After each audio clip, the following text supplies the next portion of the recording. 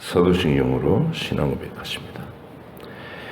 나는 전능하신 아버지 하나님 천지의 창조주를 믿습니다. 나는 그의 유일하신 아들 우리 주 예수 그리스도를 믿습니다. 그는 성령으로 잉태되어 동정녀 마리아에게서 나시고 본디오 빌라도에게 고난을 받아 십자가에 못 박혀 죽으시고 장사된 지 사흘 만에 죽은 자 가운데서 다시 살아나셨으며 하늘에 오르시어 전능하신 아버지 하나님 우편에 앉아 계시다가 거기로부터 살아있는 자와 죽은 자를 심판하러 오십니다. 나는 성령을 믿으며 거룩한 공교회와 성도의 교제와 죄를 용서받는 것과 몸의 부활과 영생을 믿습니다. 아멘.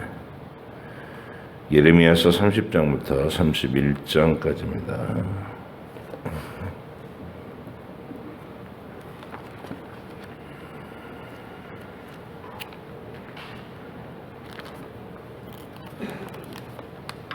예레미야서 30장부터 31장.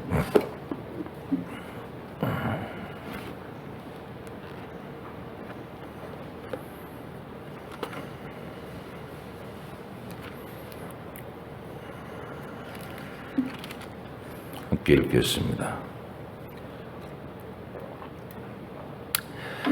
여호와께로부터 말씀이 예레미야에게 임하여 이르시니라. 이스라엘의 하나님 여호와께서 이와 같이 말씀하여 이르시기를 내가 내 백성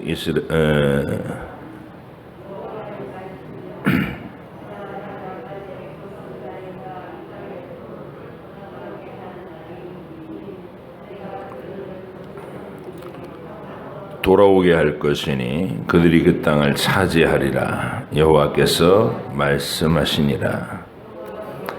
여호와께서 이스라엘과 유다에 대하여 하신 말씀이 이러하니라. 여호와께서 이와 같이 말씀하시되 우리가 무서워 떠는 자의 소리를 들으니 두려움이요 평안함이 아니로다. 너희는 자식을 해산하는 남자가 있는가 물어보라. 어찌하여 모든 남자가 해산하는 여자같이 손을 자기 허리에 대고 모든 얼굴이 겁에 질려 새파래졌는가? 슬프다 그날이여 그와 같이 엄청난 날이 없으리라. 그날은 야곱의 환난의 때가 되미로다. 그러나 그 환난에서 구하여 냄을 얻으리로다. 만군의 여호와의 말씀이라. 그날에 내가 내 목에서 그 멍에를 꺾어버리며 내 포박을 끊으리니 다시는 이방인을 섬기지 않으리라. 그들은 그들의 하나님 여호와를 섬기며 내가 그들을 위하여 세울 그들의 왕 다윗을 섬기리라. 여호와의 말씀이니라. 그러므로 나의 종 야곱아 너는 두려워하지 말라. 이스라엘아 놀라지 말라. 내가 너를 먼 곳으로부터 구원하였고 내 자손을 잡혀가 있는 땅에서 구원하리니 야곱이 돌아와서 태평과 안락을 누릴 것이며 두렵게 할 자가 없으리라. 이는 여호와의 말씀이라. 내가 너와 함께 있어 너를 구원할 것이라. 너를 흩었던 그 모든 이방을 내가 멸망시키리라. 그럴지라도 너만은 멸망시키지 아니하리라. 그러나 내가 법에 따라 너를 징계할 것이요 결코 무죄한 자로만 여기지는 아니하리라. 여호와께서 이와 같이 말씀하시니라. 내 상처는 고칠 수 없고 내 부상은 중하도다. 내 송사를 처리할 재판관이 없고 내 상처에는 약도 없고 처방도 없도다. 너를 사랑하던 자가 다 너를 잊고 찾지 아니하니 이는 내 악행이 많고 내 죄가 많기 때문에 나는 내 원수가 당할 고난을 네가 받게 하며 잔인한 징계를 내렸도다. 너는 어찌하여 내 상처 때문에 부르짖느냐? 내 고통이 심하도다. 내 악행이 많고 내 죄가 허다함으로 내가 이 일을 너에게 행하였느니라.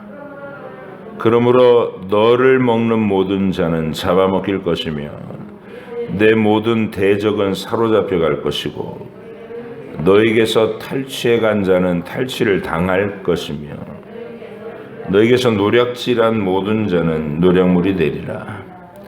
여호와의 말씀이니라. 그들이 쫓겨난 자라 하매 시온을 찾는 자가 없은즉 내가 너의 상처로부터 새 살이 돋아나게 하여 너를 고쳐 주리라.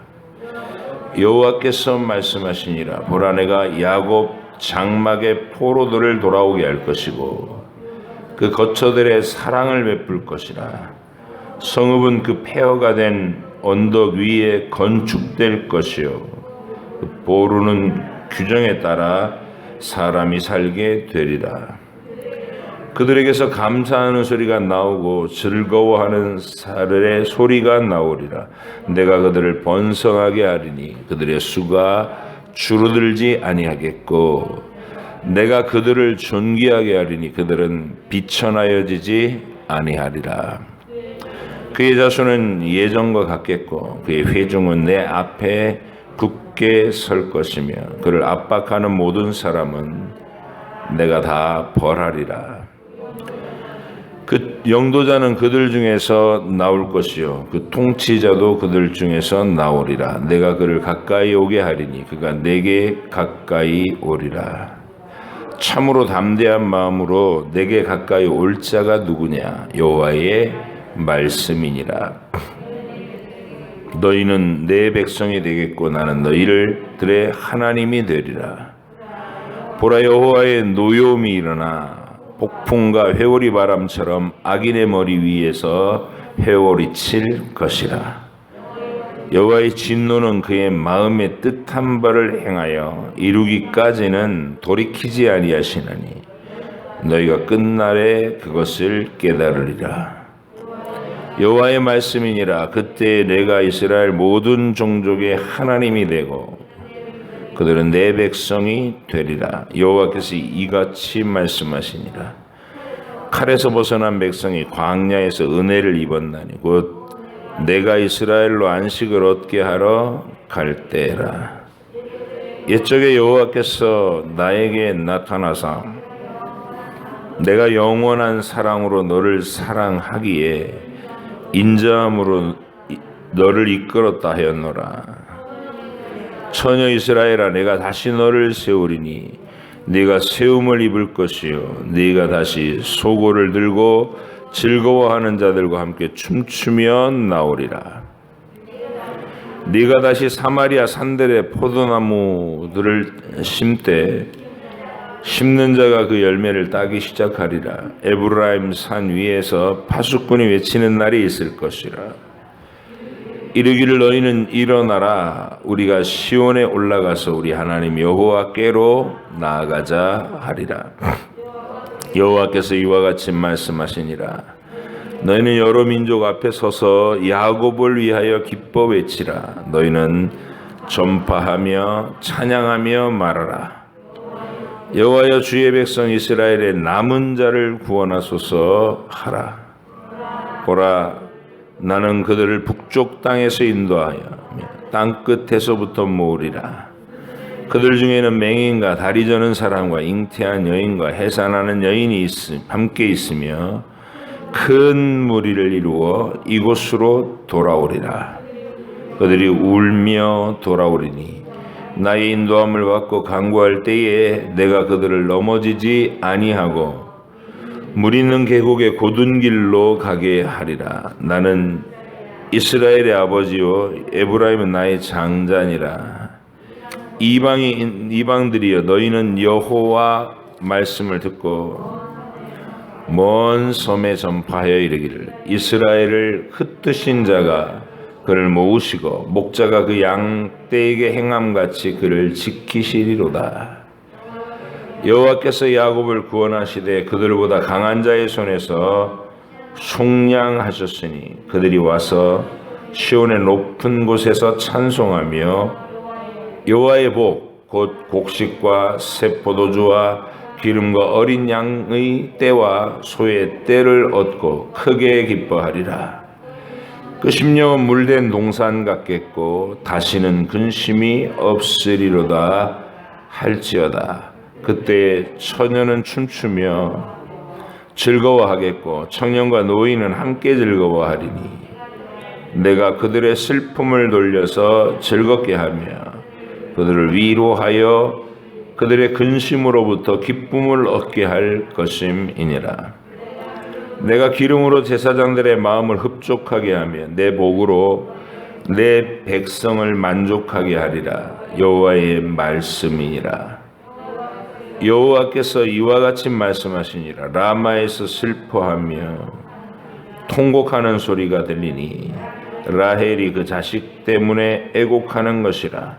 그가 자식이 없어져서 위로받기를 거절하는도다. 여호와께서 이와 같이 말씀하시니라.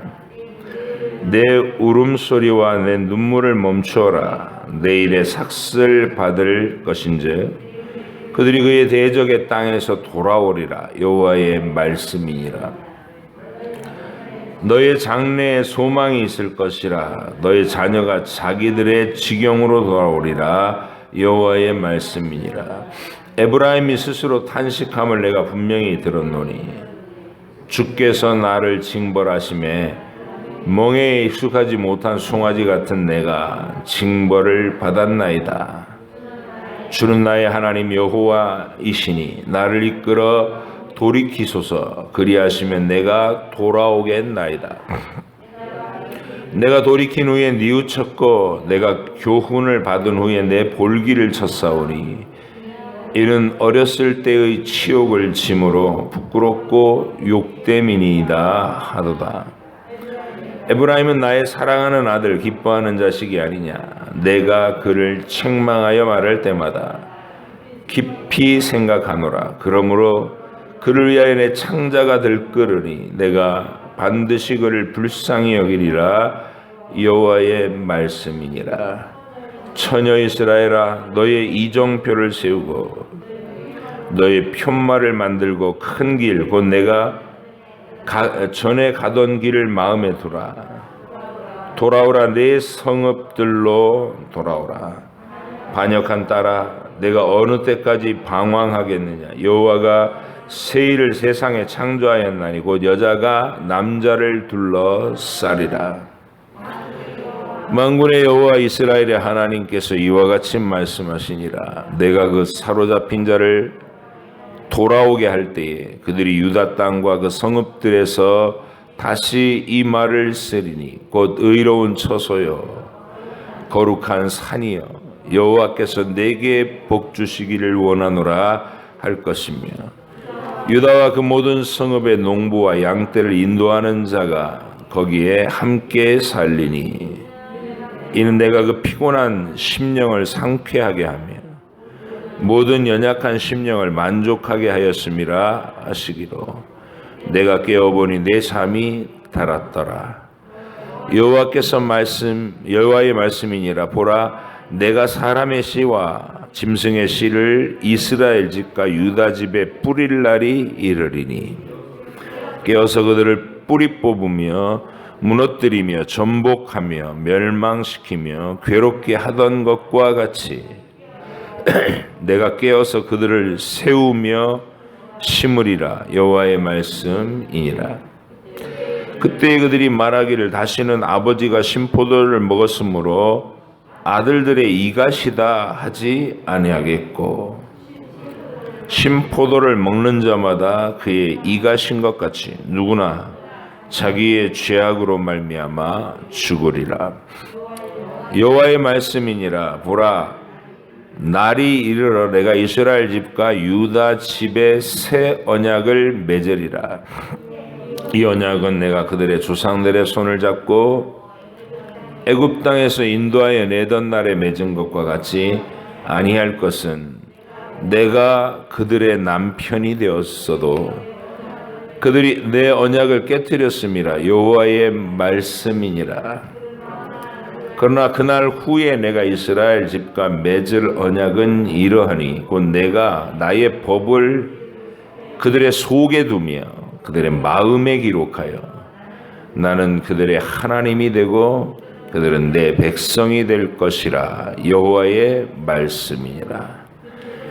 그들이 다시는 각기 이웃과 형제를 가르쳐 이르기를 너는 여호와를 알라 하지 아니하리니 이는 작은 자로부터 큰 자까지 다 나를 알기 때문이라.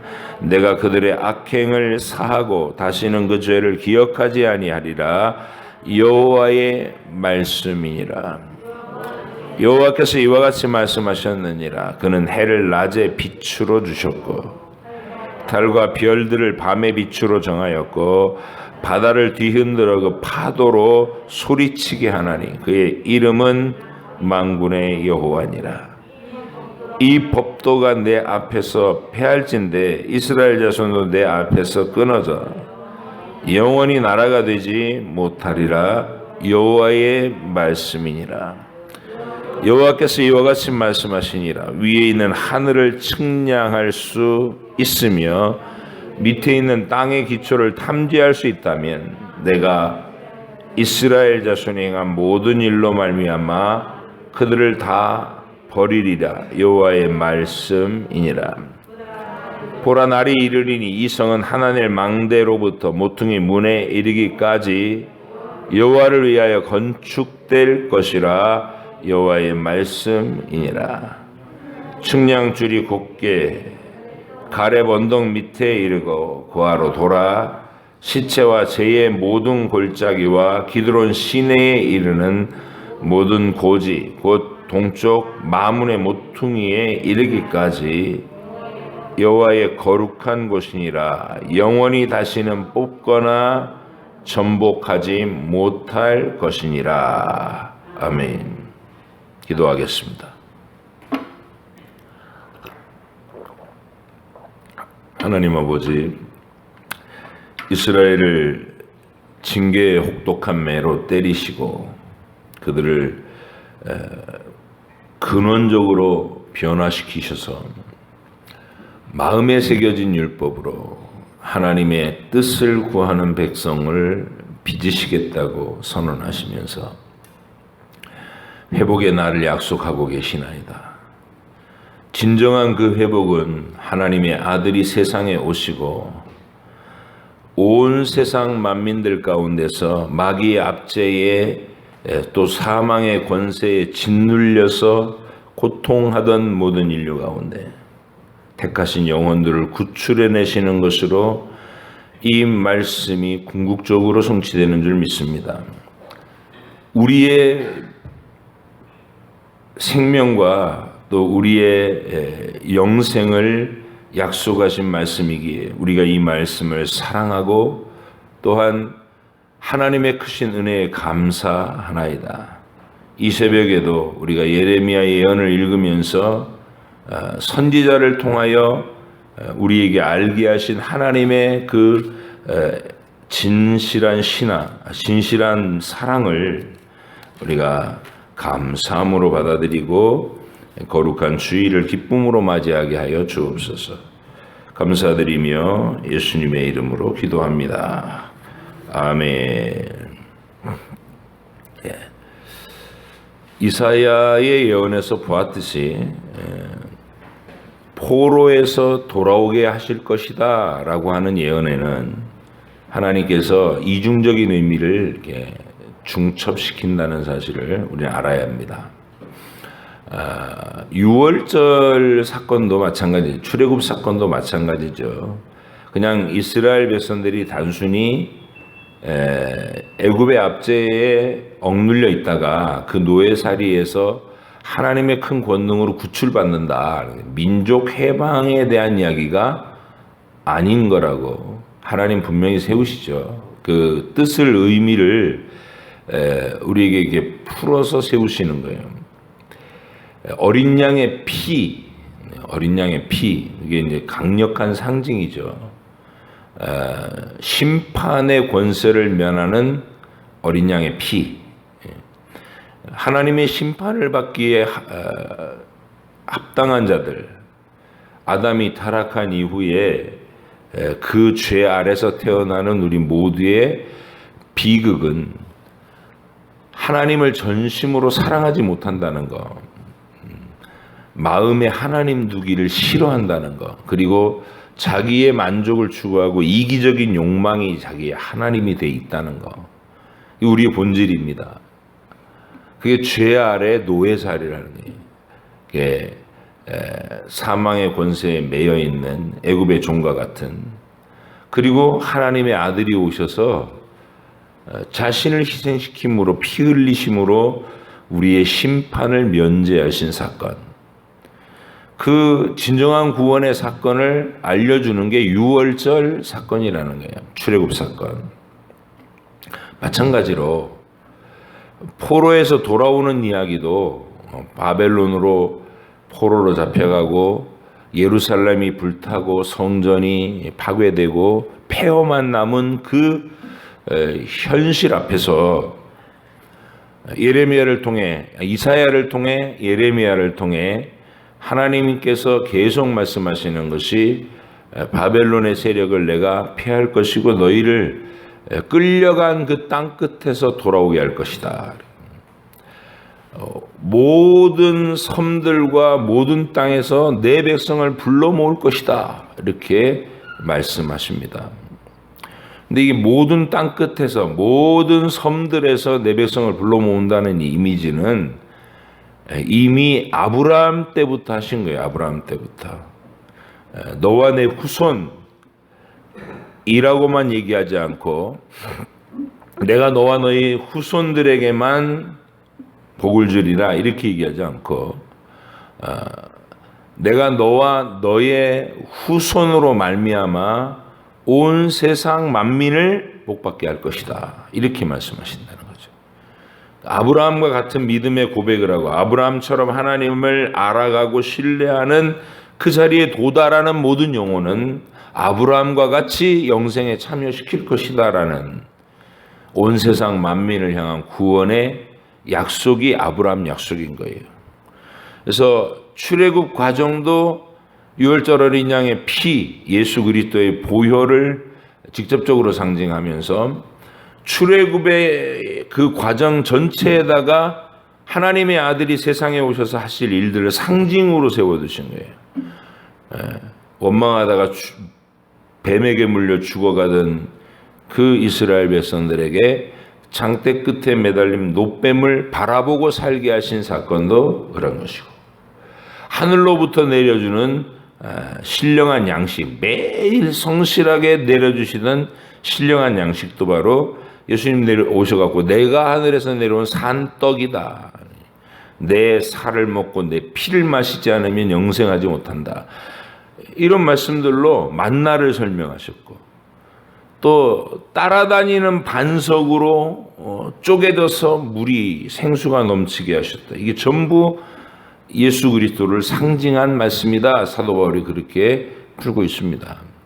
출애굽 사건 요소마다 하나님의 아들 우리 주 예수 그리스도가 상징되어 있고 계시되어 있다, 예언되어 있다 알 수 있습니다.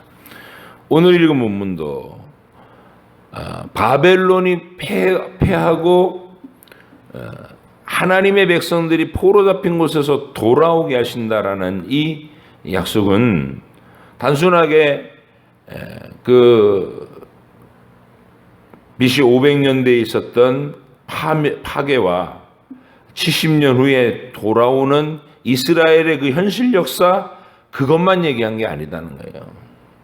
물론 그 얘기도 하나님이 그 역사도 주도하시지만 그 이야기를 통해서 진짜 하고 싶은 얘기는 온 세상 만민들 가운데서 하나님 앞에 나오는 진정한 하늘 백성들, 그들을 시온 백성이라고 부르고 남은 자들이라고 부르고 구원받은 하나님의 자녀들이라고 부르신다, 그 말입니다.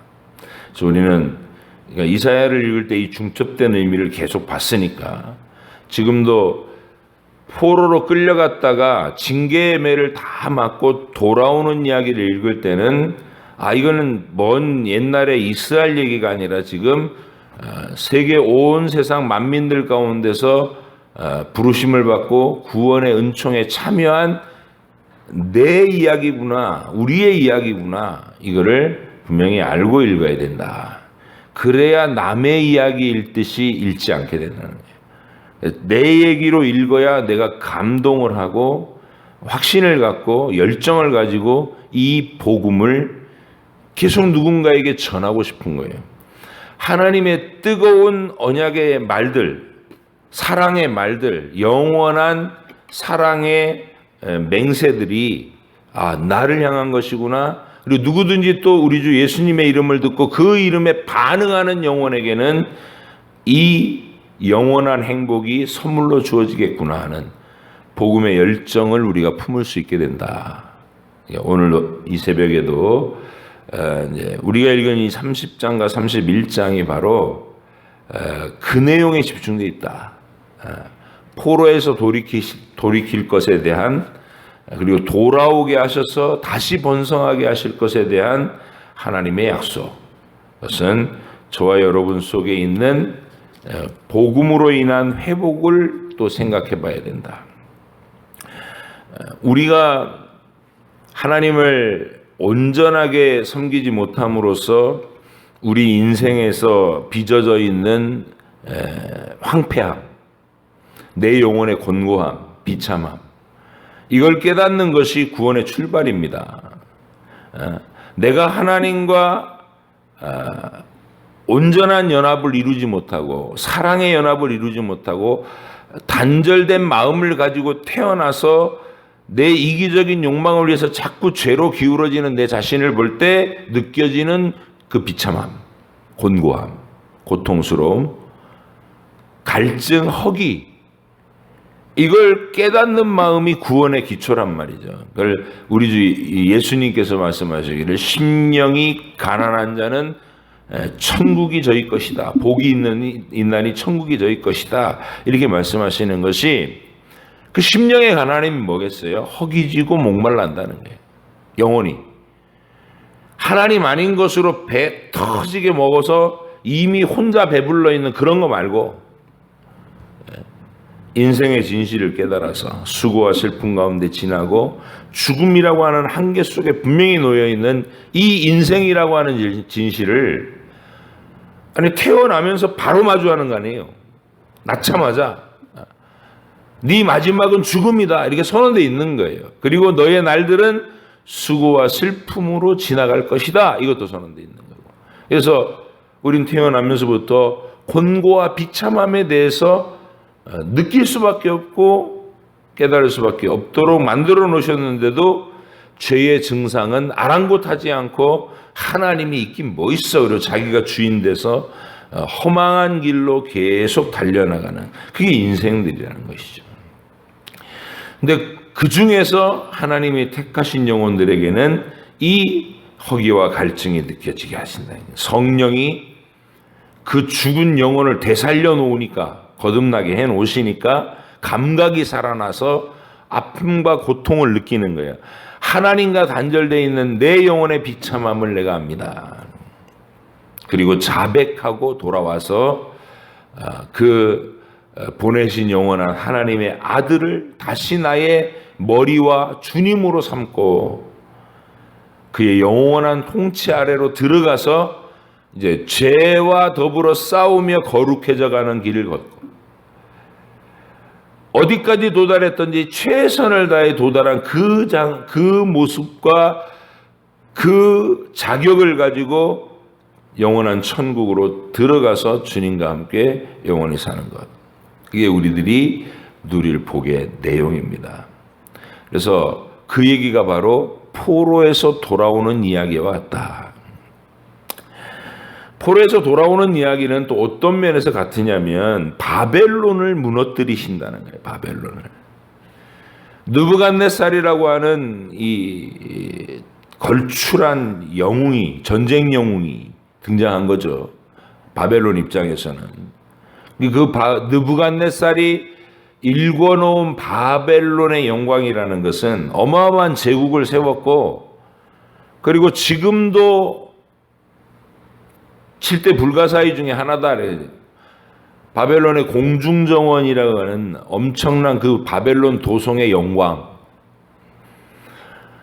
그 뒤에 페르시아도 있었고 알렉산더의 헬라도 있었지만은 알렉산더도 그 바벨론 도시에서 들어가 보고 그 도시의 웅장함과 견고함과 화려함과 아름다움에 대해서 완전히 도취되어 있었던, 온 세상 만민을 홀리는 바벨론, 모든 세속의 영광의 집결체고, 그 어마어마한 바벨론이 어떻게 70년 만에, 단 70년 만에 그렇게 허망하게 무너질 수 있는가? 이 기적이죠, 이것도. 그러니까 하나님께서 미리 예고하신 역사의 계획대로 고레스라고 하는 이 하나님께서 일으키시는 한 지혜로운 자가 일어나서 바벨론 도성을 거의 뭐 엄청난 전쟁을 치르고도 아니고 무혈입성합니다. 환락에 젖어 있는 바벨론 왕, 정신 빠진 바벨론 왕을 하나님께서 저울에 달아서 모자랐다 그러면서 패하시고 하루아침에 고레스에게 바벨론 나라를 그대로 넘겨주신 겁니다. 그리고 나서 메데 페르시아 연합국이 태어나서 이제 바벨론을 페르시아 제국이 다스리기 시작했는데, 그 초대왕인 고레스가 이 소수민족들을 전부 자기 고향으로 돌려보내는 우대 정책을 펴면서 하나님의 약속의 말씀이 그대로 이루어지니 예루살렘으로 돌아오게 할 것이다. 그리고 이 도성을 중건하고 무너진 성전을 다시 세우고, 그렇게 하나님의 백성이 예루살렘과 시온에서 다시 계속 예수 그리스도의 복음이 임할 때까지 구원과 계시의 역사를 계속할 수 있도록 하나님께서 역사를 주관하셨다는 것이죠. 이사야가 고레스라고 하는 대왕의 이름까지 적시하면서 예언을 했다면, 예레미야는 그 예언을 그대로 받아서 이 일이 70년 만에 이루어질 것이다라는 구체적인 시간을 한정해 주는 데까지 예언이 한 걸음 발전하는 거예요. 선대의 예언을 충실하게 간직하고 그 선대의 예언 속에 자기의 당대의 현실에 이루어진 것을 보면서 믿음을 가지는 거예요. 하나님이 예언하셨던 말씀이 예레미야 자신의 당대에 어떻게 눈앞에 현실이 되는가를 보면서 예레미야는 사람들의 모욕과 사람들의 그 폭력과 사람들의 박해를 견디면서 하나님께 대한 생생한 믿음을 지켜낼 수 있었던 거예요. 그리고 나서 그 하나님의 안목으로 다시 새로운 미래를 예언하는 그런 모습으로 자기 시대를 살아간 거죠. 우리도 마찬가지입니다. 성경을 읽고 펼쳐놓으신 현실의 역사를 알면, 하나님이 예고하신 대로 됐고 하나님의 뜻을 정확하게 이루시는구나. 악한 자들도 하나님이 정확하게 쓰셔서 그들의 역할을 하나님 뜻을 이루는 도구로 사용하시는구나. 이 세상은 하나님의 세상이고 하나님의 주권 속에 있는 세상이구나. 내가 내 인생을 붙들고 불안에 떨거나 염려에 짓눌릴 이유가 없구나. 하나님이 다스리시니 모든 것이 하나님의 뜻대로 온전히 돌아가겠구나. 그걸 신뢰하게 되는 담대한 믿음을, 더 이상 죄의 노예가 되지 않고 또는 근심과 염려에 짓눌려서 살지 않고 영원한 하나님의 약속을 담대하게 받아서 평강과 위로와 기쁨 가운데 소망으로 천국을 바라보게 되는 우리의 삶, 그게 구원받은 사람들의 삶이다. 이런 얘기들입니다. 그래서 포로에서 돌아오는 이야기는 곧 우리의 구원 이야기가 된다. 예수님을 통해서 바벨론과 같은 세속의 그 모든 영광과 지배를 벗고, 그래서 요한계시록에서 마지막 나오는 장면이 바벨론 도성이 깊은 바다에 빠치우는. 왜 하필이면 대표적으로 인류의 그 수많은 제국이 많았음에도 불구하고 바벨론을 멸망시키는 것으로 하나님을 대적하는 세속의 문화를 그렇게 결정적인 어떤 장면을 삼았던가. 그것은 본질이 모두 바벨론에서부터 시작됐기 때문이에요. 그래요. 옛날에는 제국들이 일어나기 전에 이 고대 세계에서, 노아 홍수 직후의 고대 세계에서 처음 국가적인 형태로 도시 문명을 개발하고 그 힘으로 하나님을 대적하던, 그래서 신할 평지에서 하늘에 닿는 탑을 쌓겠다고 자기들끼리 하나님의 뜻을 거스리다가 온 세상에 언어가 혼잡되게도 흩어진 그 바벨탑 사건 아닙니까? 그게 고대 바벨론이에요. 고대 바벨론. 처음 이 세상에다가 제국의 영광, 하나님을 대적하는 자들의 똘똘 뭉친 힘으로 하나님을 이 땅에서 지워버리겠다고, 하늘에 닿는 탑을 쌓겠다고, 더 이상 홍수로 우리를 위협하는 그런 신을 용납하지 않겠다고 자기들의 교만한 목소리를 내던 곳, 그게 고대 바벨론입니다.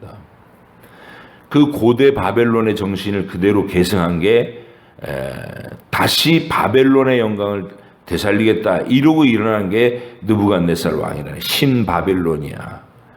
요한계시록에서는 그 바벨론의 권세를 꺾어버리고 영원한 하나님의 나라가 완성되는 것으로 마지막 결론을 삼는 겁니다. 내 백성아 그곳에서 나오라 이렇게 얘기하시면서, 그래서 그런 내용을 읽어서 이렇게 맞춰보면 오늘 이 말씀은 우리 얘기구나 이렇게 알게 되는 거예요. 바벨론의 권세에서 또 세상 문명의 유혹에서 눈을 떠서 돌아온 다시 사랑받는 하나님의 백성, 전에는 매를 맞고 패하여지고 징계를 받고 고통을 당하던 영혼에서 이제는 하나님의 사랑을 듬뿍 받는 주인공으로 다시 초대를 받고 그렇게 약속되는 이 말씀, 이게 전부 오늘 31장에서 그 약속을 하고 있는 것이다. 그 약속의 특징 가운데 하나가요, 새 언약이라는 겁니다. 이것만 말씀드리면 우리의 본질을 알 수 있겠는데, 31장 31절을 한번 보세요. 31장 31절 32절 여호와의 말씀이니라. 보라, 날이 이르리니 내가 이스라엘 집과 유다 집에 새 언약을 맺으리라.